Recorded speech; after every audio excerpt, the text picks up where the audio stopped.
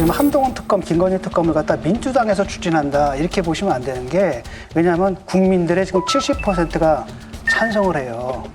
그러니까 민주당 거는 정치 공격이라고 치부를 할 수가 있어요. 그런데 이 나머지 국민들의 마음 이게 문제 아니겠습니까? 그렇다면 여기에 대한 대답을 갖고 있어야 되는데 다른 후보들은 대답을 못 내놨고 한동훈 그 후보 같은 경우에 그래도 뭐 우리가 발의해서 하겠다, 독소 조항 없애겠다라는 수정 제안을 좀 한 거지 않습니까? 만약에 이게 마음에 안 든다라고 한다면은 그것과 비교하면 왜냐하면 국민들은 이 두 가지 특검을 뭐로 보고 있냐면 당정 관계 정상화의 지금 척도로 보고 있거든요. 라고 했을 때 그렇다면 대안이 있어야 될 거 아닙니까? 나는 이 문제를 갖다 이렇게 해결하겠다라는 뭔가 승부수 그게 있어야 되는데 그게 안 보인다는 거죠. 그냥 비판만으로 끝날 문제는 아니잖아요. 한동훈 특검법에 대해서 무작정 그 비판만 할 건 아니라고 봐요. 왜냐하면 한동훈 특검법의 의도는 오히려 특검을 하지 말자는 정치적 묘수라는 해석도 있거든요. 그러니까 뭐냐면 민주당이 받을 수 없는 특검법을 제안함으로써 대통령실과 여당의 탈출구를 찾아준 거라고 하는 해석들이 많아요. 민주당이 단독으로 자기네들 특검법 하지만 대통령이 거부권 행사할 거 아닙니까? 그래서 계속 이게 반복이 되면 여당으로서 무슨 대안을 제시해야 되는데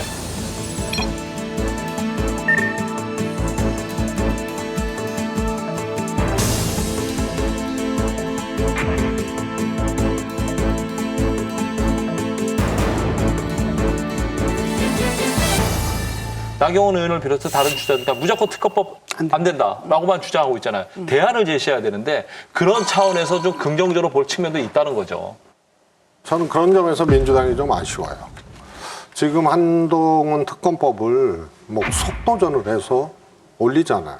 제가 보기에는 최소한 국민의힘 전당대회까지 기다리고 그리고 전당대회 후에도 일정 정도까지 기다리고 근데 한동훈 대표가 되면요. 한동훈 후보가 얘기한 이 최상병 특검법 그 안을 민주당이 안 받더라도 균열될 가능성이 굉장히 커요. 어디가 균열돼요? 국민의힘이.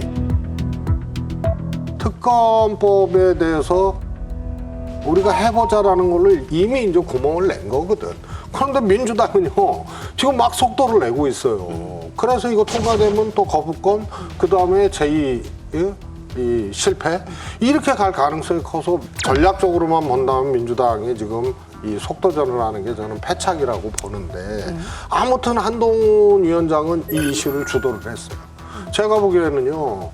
여기 당심 80% 그다음에 민심 20% 아니에요? 지금 전당대회. 이 당심에서요. 한동훈 그다음에 원희룡 이 두 분이 한동훈 많이 먹고 1등하고 원희룡 2등 달리고 이럴 가능성이 매우 커요. 매우 커요. 그러면 나경원 의원은 아니 왜냐하면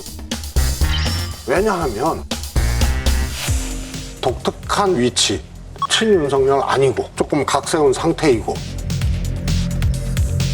그러면서 지지도는 높고 그러니까 당원들도 지금 위기의 실체가 대통령의 실정이라고 보고 있는 거예요. 그래서 한동훈 1등 하는 거예요. 만약 정권 초기였으면 1등 택도 없지. 그래서 요 상황에서 아니다라고 한동훈 까고 한동훈하고 각 세우는 원희룡이 2등 하는 거예요. 거기에 특검법이 나왔어요. 그래서 균열이 일어나는데 민주당은 속도전을 하고 있으니 전략적으로 이 좀 실책하고 있다고. 그러니까 지금 말씀하시는 것은 국힘 지지층 여론조사하고 당심은 좀 다릅니다. 그러니까 당원 투표하고는 제가 옛날에 이준석 대표랑 선거할 때도 국힘 지지층 여론조사에서 이준석 대표가 일주일 전에 저보다 높았어요.